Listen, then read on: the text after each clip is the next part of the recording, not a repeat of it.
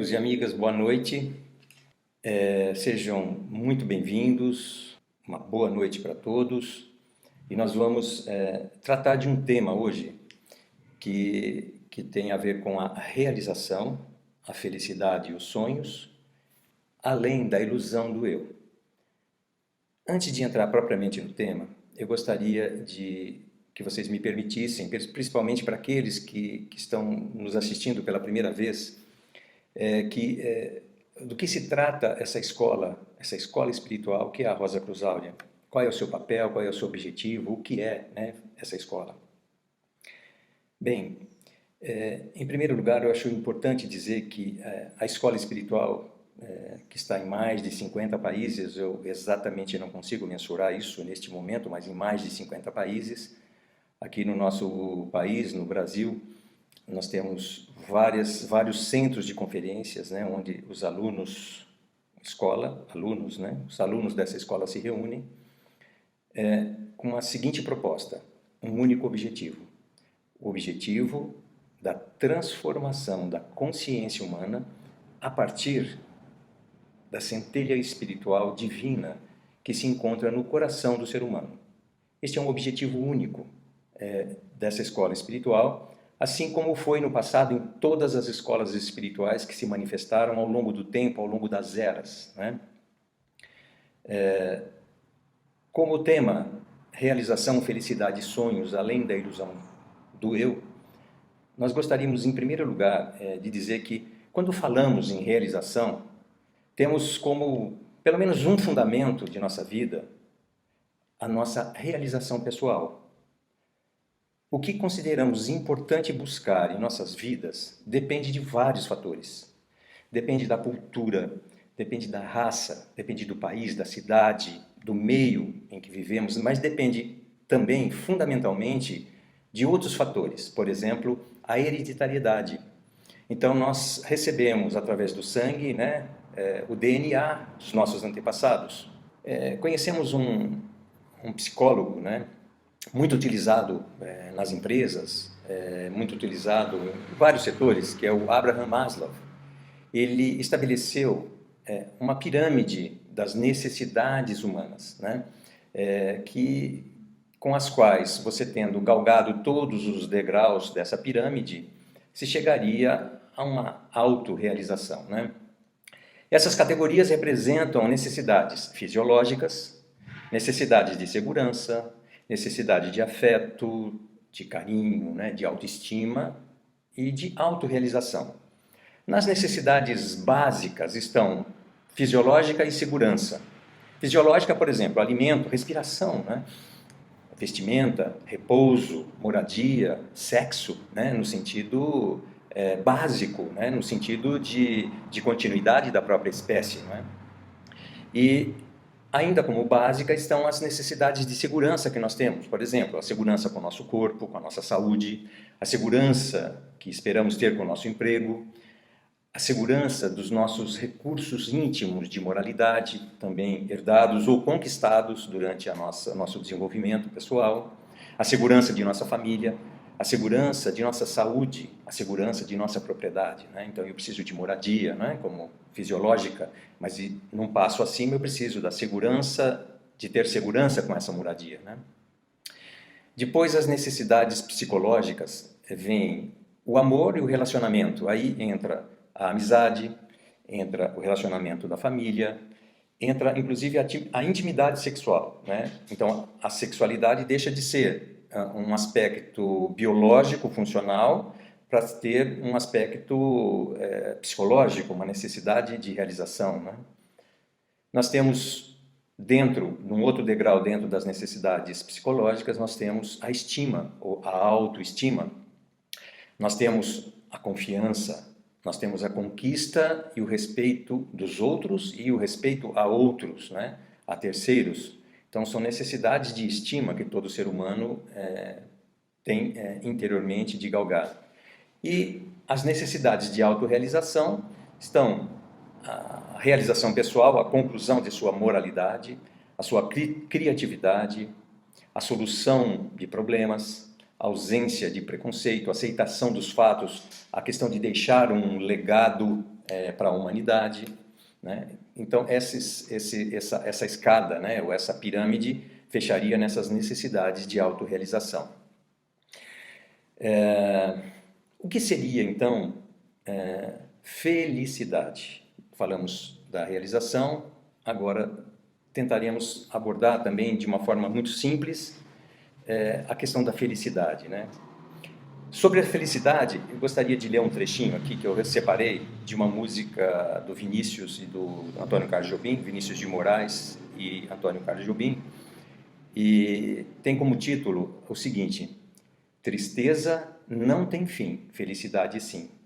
E ele diz, eu separei duas estrofes, toda ela é muito interessante, mas eu separei as duas primeiras estrofes que dizem o seguinte: a felicidade é como a gota de orvalho numa pétala de flor. Quer dizer, quando contemplamos, né, eu vou interromper aqui a leitura, mas para fazer uma breve síntese disso. Quando contemplamos a natureza, né, numa manhã, por exemplo, numa gota de orvalho, numa pétala de flor ou numa folha, né, temos assim instantes ali de felicidade, de integração, aquele momento talvez um momento inspirador, né?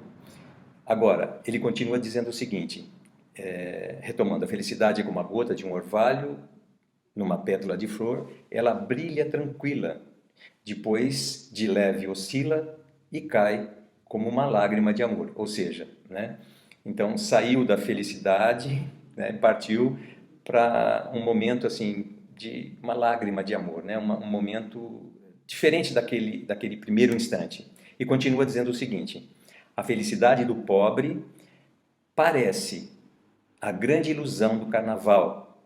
A gente trabalha o ano inteiro por um momento de sonho, de fazer a fantasia de rei ou de pirata ou jardineira, para tudo se acabar na quarta-feira. Ou seja, é fugaz, né? A felicidade, então, é absolutamente fugaz. São momentos felizes, né? A nossa felicidade, ela não é duradoura, né? Então, ele conclui esses versos dizendo o título da música: tristeza não tem fim, felicidade sim. É óbvio que tristeza também tem fim, né? Mas utilizei esses trechos dessa música apenas como síntese, né, do que queremos dizer, que a felicidade ela não é plena, apesar de nós a buscarmos intensamente e interiormente, né? Essa é uma questão que nós procuramos, né? Tem um impulso interior que nos invoca, digamos assim, a essa busca. O terceiro ponto do nosso tema de hoje está relacionado aos sonhos, né? Então eu gostaria de falar sobre os sonhos da seguinte forma: a construção de mim mesmo, né? A construção da minha personalidade, da nossa personalidade, ela passa, como dissemos recentemente, por uma herança, né? Pela nossa árvore genealógica, né? Pelas marcas do nosso sangue, do DNA, e ela passa pela educação que recebemos dos nossos pais, da escola, do meio em que vivemos. E durante o nosso processo de desenvolvimento como seres humanos, durante esse crescimento, né, desde o nascimento, talvez até desde antes, né, do útero materno, né, nós vamos tendo, durante esse período, muitas experiências, né? Experiências que são registradas no que chamamos de nossa atmosfera pessoal. Então, como descrever essa questão dessa atmosfera pessoal? Vamos pensar no nosso planeta. O nosso planeta ele possui né, um corpo material físico, né? Nós sabemos que irradiações chegam e partem do nosso planeta, né? Um campo eletromagnético, e nós sabemos que esse nosso planeta é envolto por uma enorme camada atmosférica. Assim é cada ser humano, né? Então nós somos um pequeno planeta ou um pequeno universo com um campo energético de atração e repulsão, e todas as experiências da nossa vida, do que nós passamos, do nosso desenvolvimento, todas as experiências elas são marcadas nesse magneticamente nesse campo energético, nesse micro-universo. Chamamos esse micro-universo, esse campo energético, de microcosmo, né? Então, de acordo com a intensidade, de acordo com as emoções, principalmente, os sentimentos, de acordo com as paixões que nós passamos durante determinada experiência ou determinadas experiências, esses registros são mais quase que indelevelmente marcados nesse sistema eletromagnético, né? Então, quando nós nos lembramos de algo, de um passado, é muito tranquilo quando nós tivemos, naquele momento do passado, uma experiência sentimental, ou emocional, ou mesmo passional, que registrou aquele momento. Então, aquela imagem, aquele momento é muito mais vivo na nossa lembrança, né? Então, nós consideramos que esses registros astrais, né, nesse campo eletromagnético, nesse pequeno universo, eles exercem até hoje influência sobre nós, né? Assim também como os nossos pensamentos são imagens vivas, e os nossos pensamentos são formados por imagens vivas no nosso sistema. E a nossa identidade, que vem se formando, né, a partir do nosso nascimento, que vem desde antes, mas principalmente a partir dessa condição, né, desse acontecimento, todas essas imagens, todos esses conhecidos registros, elementos sutis, né, do corpo astral, do corpo de desejos, do corpo de pensamentos, do corpo mental, eles se apresentam à nossa consciência. A nossa consciência intimamente ligada, né, identificada. A gente fala de quem é você, né? Eu tenho uma identidade, né? Essa identidade quem é? Sou eu, né? Então eu digo eu. Agora, será que eu sou realmente todo esse conjunto de estrelas ou de registros, de pensamentos, de sentimentos que me levam a reações também automáticas, né? Será que esse que diz eu sou exatamente eu? Essa é uma questão fundamental da experiência de nossa vida, do desenvolvimento de nossa vida, do reconhecimento, né, da nossa existência.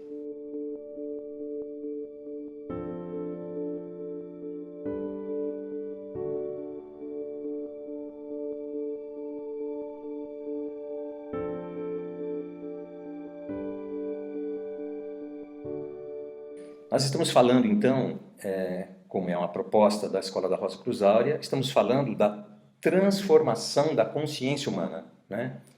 E o que é ou não é consciência, né?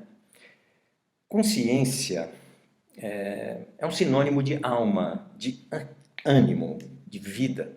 Então, consciência é um sinônimo de alma. Nós podemos encarar dessa forma, nós podemos ver dessa forma, né? Agora, é comum nós atribuirmos a consciência a vários estados, não é? Por exemplo, eu tenho um estado de consciência de sono, né? Nesse estado de consciência de sono, eu tenho sonhos. Nós temos um outro estado de consciência que chamamos de vigília, né? É quando acordamos. Então, eu estava dormindo, agora estou aqui acordado. Um outro estado de consciência que poderíamos chamar de consciência de si, ou seja, eu estou, neste momento, consciente de mim mesmo. E até um outro estado, são vários, mas pelo menos mais um estado de consciência que seria a consciência objetiva. Muito embora tenhamos várias possibilidades, vivemos normalmente em dois deles, no do sono e do de vigília. Dificilmente estamos o tempo todo conscientes de si mesmos, né? Ou tem uma consciência muito objetiva, né? Dificilmente. Então são lampejos. Então no estado de sono eu posso ter lampejos do estado de vigília, por exemplo, né? Às vezes eu posso me pegar pensando, puxa, aquilo era um sonho ou era uma realidade, né? Porque foi tão viva aquela experiência que me pareceu estar acordado naquele momento, né? Isso acontece com muita frequência ou com determinada frequência para muitas pessoas, né? E o estado de vigília? Será que ele difere muito do estado de sono ou de sonhos? Bem, para falar um pouquinho desse estado de vigília, né, vamos tentar aqui fazer uma pequena reflexão, né? É certo que todos nós, se não todos os seres humanos, nos achamos, por exemplo, o máximo, né? Que nós temos as respostas para tudo, que nós temos a consciência do que se pode ou do que não se pode fazer, né? Se não todos, né? Vamos ser bem francos, né? Praticamente todos somos assim, né? Nós nos achamos, né? Segundo a linguagem dos mais jovens hoje. De repente, amigos, vem um período como esse que estamos vivendo, né? Motivado por uma questão de saúde que nos coloca numa situação de isolamento. Então, nesse momento, nós ganhamos uma grande oportunidade. Nós podemos começar a imaginar se temos realmente toda essa força, se temos realmente todo esse conhecimento, se nada nessa questão quebra essa certeza absoluta de poder ou, né, de valores, né, ou de a oportunidade de repensar nossa vida, né? Então, por exemplo, para demonstrar assim de uma forma também muito simples, né? Se alguém me pergunta, você é consciente? Ou se alguém me afirma, você não é consciente. Então, para ambas essas situações, eu responderia, não, eu sou consciente, né? Para ambos os casos, né? Por quê? Porque nesse exato momento em que se me pergunta se eu sou consciente, eu tomo a consciência, né? A consciência, ela me surge, né, mais presente, né? Então, este é um estado de consciência absolutamente momentâneo, né? Mas um estado de consciência que me permite, nesse exato momento, a consciência de mim mesmo. Então eu tomo, por um instante, não, eu sou consciente, né? Mas imediatamente após isso eu já mergulho novamente nos meus sonhos, né? Nos meus sonhos acordado, né? Nas influências hereditárias, nas influências dessas experiências gravadas no meu ser astral, no meu campo astral, os meus pensamentos que requerem pensamentos iguais, porque são coisas vivas e precisam de energia para se manter. Então, a minha consciência se volta a um estado, né, podemos dizer de vigília, mas um estado meio que adormecido, digamos assim. Então, eu tomei a consciência de mim quando me perguntaram se sou consciente e no momento seguinte eu volto àquele meu estado de vigília impulsionado por todos os mecanismos que são automáticos, que regem a minha identidade, que regem a minha identificação comigo mesmo, né? E aí eu digo, quem é você? Eu sou eu mesmo, né? Eu. Portanto, amigos, quando eu digo esse sou eu, né? Esse sou eu está completamente, intimamente ligado com aquilo que, na verdade, eu penso ser eu, né? Identificado com todos esses pensamentos, com todas essas emoções, com todo esse astral que, que impele, né, imagens, impele sentimentos na minha personalidade. Ao mesmo tempo, isso é verdade. Essa é a nossa realidade, mas realmente este não sou eu. O verdadeiro eu, o eu consciente de si mesmo, se apresenta durante todos esses estados de consciência como lampejos. Não são permanentes, porque eles não têm espaço para isso, né? Eu não dou espaço, né? As influências etéricas, astrais, a influência do meio, né? A identificação que eu tenho com todo esse processo, o que faz? Faz com que eu, né, não esteja presente, né, consciente de mim mesmo o tempo todo.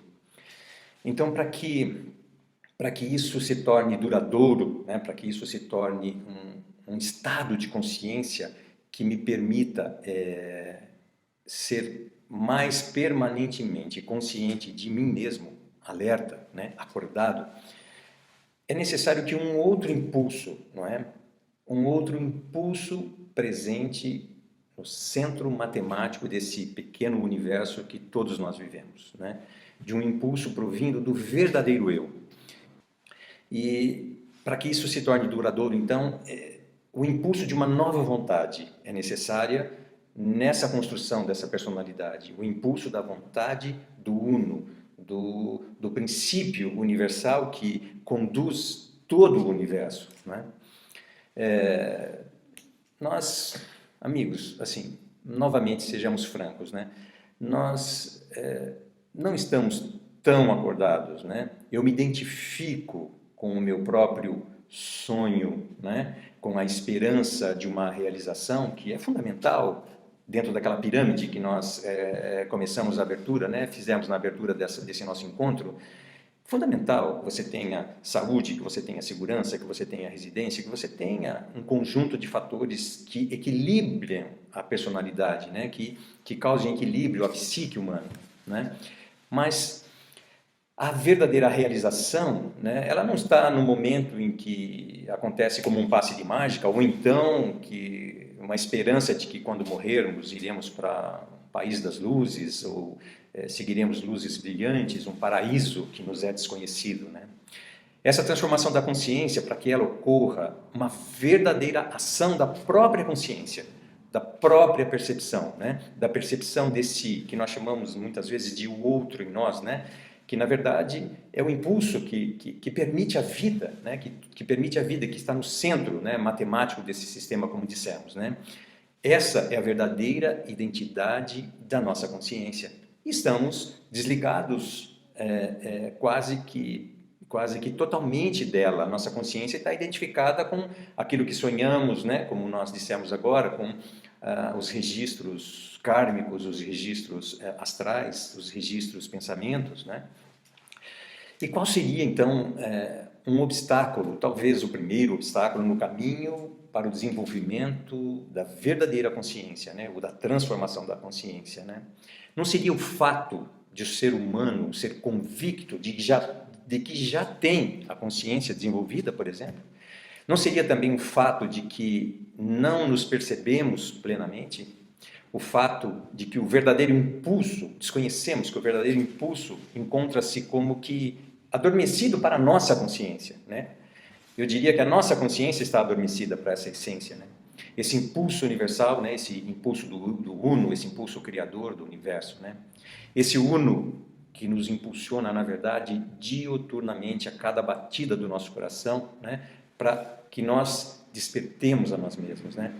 Não seria esse o fato de que procuramos a eternidade, né? E em virtude das nossas influências, procuramos fora de nós mesmos, né? Tem uma frase muito interessante que eu li também recentemente, do Rumi, né? Que diz o seguinte: enquanto eu procurava Deus, encontrei a mim mesmo. Mas enquanto eu procurava a mim mesmo, encontrei a Deus.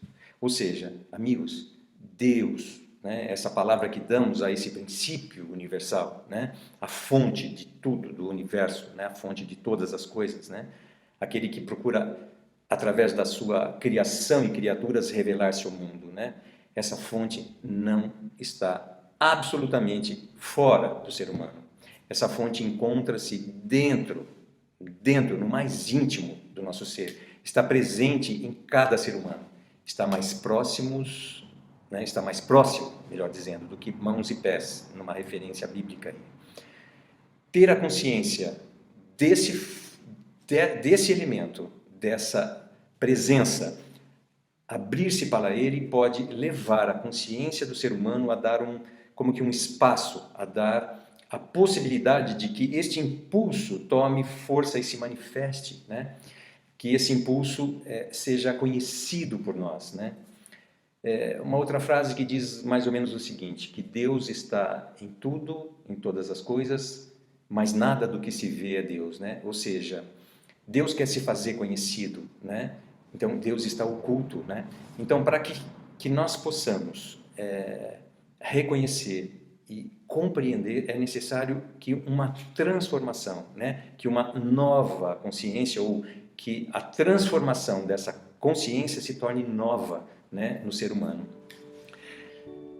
O Uno, amigos e amigas, essa força criadora do universo encontra-se em tudo. essa força se manifesta através da sua criação e da sua criatura. Então, é necessário que o ser humano, tocado por esse impulso, por essa voz do silêncio, que ele tome consciência disso, que ele ganhe o conhecimento disso e que busque na sua vida essa ligação, que ele passe à questão do seu estado de consciência, que esse estado de consciência volte para si mesmo. Todo o trabalho de uma escola espiritual, de uma escola fidedigna espiritual, como a Rosa Cruz Áurea, que se apresenta como um elo de uma corrente de fraternidades, trata-se realmente da oportunidade de dar um subsídio para o ser humano, de proporcionar um campo de vida, porque isso é a escola, um campo de vida, um campo de forças, de energias que tem a mesma vibração que essa centelha espiritual. Podemos comparar a escola assim como, pense por exemplo no sol que irradia na nossa natureza, ele irradia para todos, para o mundo todo. Agora imagina que se você coloca uma lupa nesse sol, nessa luz, e ela concentra os raios da luz num determinado local, num determinado ponto. Então nós podemos comparar a escola espiritual com essa concentração de forças espirituais, de luz espiritual, sendo que a lupa em questão é o trabalho desenvolvido por cada aluno e por cada aluna dessa escola em manter acesa, em manter esse foco de luz e de força em auxílio do mundo e da humanidade. Então, eu vou terminando aqui essa nossa exposição, agradecendo a atenção, esperando ter podido dar algum subsídio, dentro da nossa condição, obviamente, algum subsídio a respeito desse tema tão importante, que está relacionado com a ação, que é a realização do verdadeiro ser em si mesmo, a felicidade que isso proporciona, esse sonho interior de uma possibilidade de vida verdadeira que se torna realidade, e que está muito acima, muito além da ilusão do que eu realmente penso, pelos meus automatismos, que na verdade eu sou. Na verdade, nós somos um ser destinado a encontrar o verdadeiro eu, a manifestar Deus em nós mesmos. Muito obrigado pela presença de todos e até uma próxima oportunidade.